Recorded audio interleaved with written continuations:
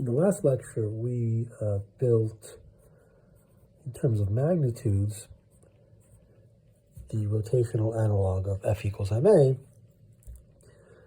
torque equals I alpha. Right? Moment of inertia times angular acceleration equals torque. Torque is a rotational force.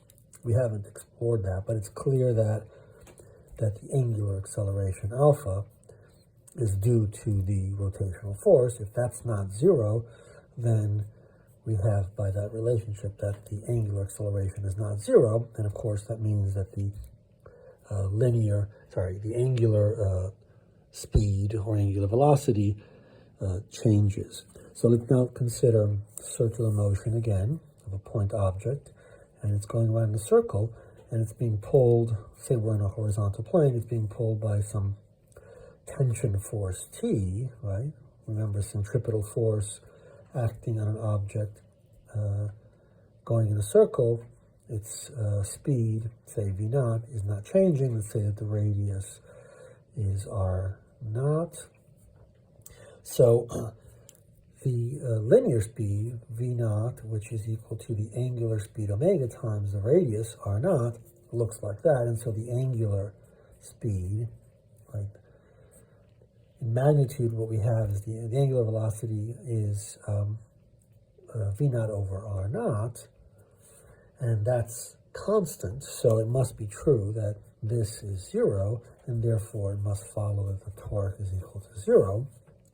So let's look at the torque and make sure that in this case, the force that's providing the rotational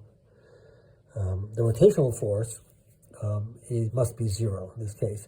So we're considering the angular velocity about the circle center, and we defined, right, we invented this quantity in magnitude. It's force times some distance times some sine of an angle between those two things.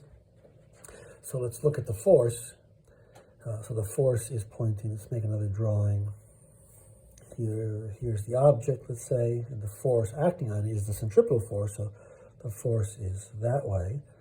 That's the force.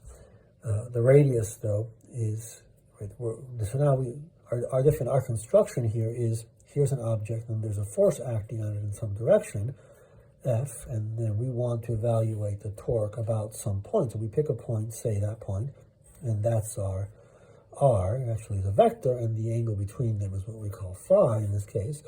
So if we want to evaluate the torque about the circle center, then our R is also our F. They're both in the same direction. So force, centripetal force, and our R, they are aligned, and so phi is equal to zero. And so the torque is zero in magnitude, not because the centripetal force is zero.